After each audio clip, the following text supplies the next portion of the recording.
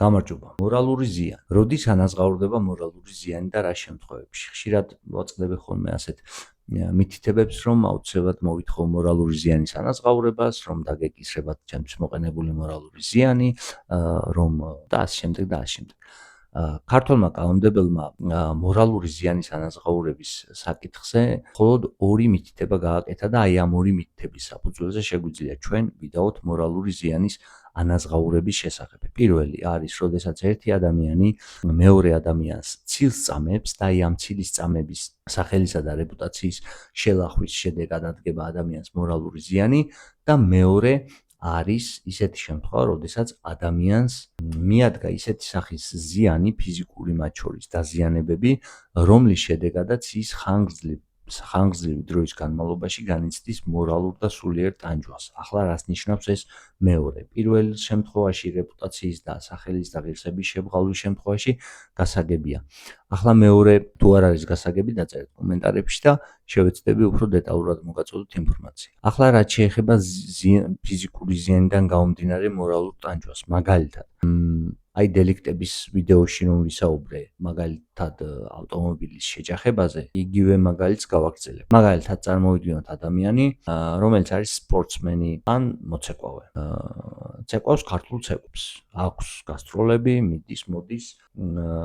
მისთვის ეს ფიზიკური აქტივობა არის ძალიან მნიშვნელოვანი, ეს ფიზიკური აქტივობა არის შემოსავლის წყარო და მათ შორის არის რეალიზაციის ერთადერთი, ასე ვთქვათ, უმნიშვნელოვანესი შესაძლებლობა. მას დაეჯახა ავტომობილი, არ აქვს მნიშვნელობა ავტომობილში იჯდა თვითონაც თუ ქვეითად გადაადგილდებოდა. დაეჯახა ავტომობილი, რომლის შედეგადაც მიიღო ისეთი დაზიანება, რომლის გამოც იგი ვეღარ შეძლებს ცეკვას. ნახეთ? პირდაპირ გამოიკვეთა მიზეზშედეგობრივი კავშირი. იყო კარგი მოცეკვავე, ანსამბლში მოწვევები ჰქონდა, გამოდიოდა, იღებდა ჰონორარებს, ჰქონდა აღიარება. შემდეგ მოხდა შემთხვევა, რომლის გამოც მას აღარ შეუძლია ამ ქმედების გაგრძელება და აი ამის გამო შეიცვალა მისი ფსიქოლოგიური დამოკიდებულება ცხოვრების მიმართ. ახლა რას ნიშნავს ეს? გაიკეტა, გახდა ნაკლებად კონტაქტური, აღარ დადის არსად, ცდილობს რაღაცნაირად მოერიდოს საზოგადოებას, ავსარიდებს, თავშეყრის ადგილებს. ოღონდ იმიტომ კი არა, რომ ინტროვერტი გახდა, არა, იმიტომ რომ ნებისმიერი ასეთი შემთხვევა მას ახსენებს მის, ასე ვთქვათ, შეუძლებლობაზე, რომ თავის რეალიზაცია ისევ ისეთი ფორმებით მოახდინოს და ისევ ისეთი ინტენსივობით მოახდინოს, როგორც აქამდე ახდენდა და ახორციელებდა.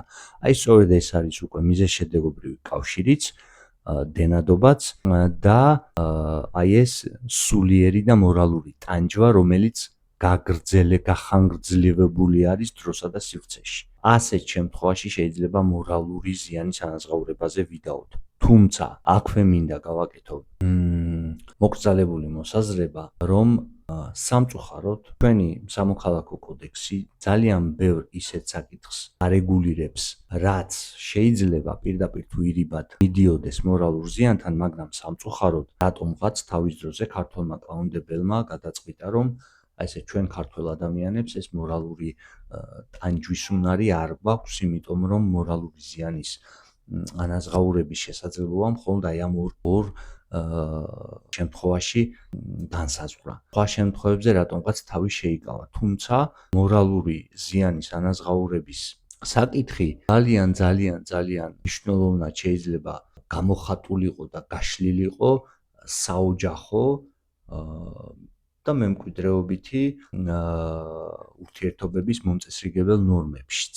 ასევე სამწუხარო არის, რომ სასამართლოებიც დიდად არ გამოირჩევიან, ასე ვთქვათ, მორალურად დაზარალებული ადამიანების მიმართ კომპენსაციის ხელგაშლილობით, რაც მეორე მხრივ აი ამ ზიანის მიმყენებელ ან პოტენციურად მიმყენებელ ადამიანებს ხელფეხს უხსნის და პირდაპირ საზოგადოებაზე არ არის ის გავლენა, რომ სხვა ერთი ადამიანი უნდა მოუფრთხილდეს სხვა ადამიანის მათ შორის შეგრძნებებსაც და თავისი ეს თვითნებობა და ზედმეტი ხშირ შემთხვევაში ზედმეტი გამოხატულებები უნდა მოთოქოს.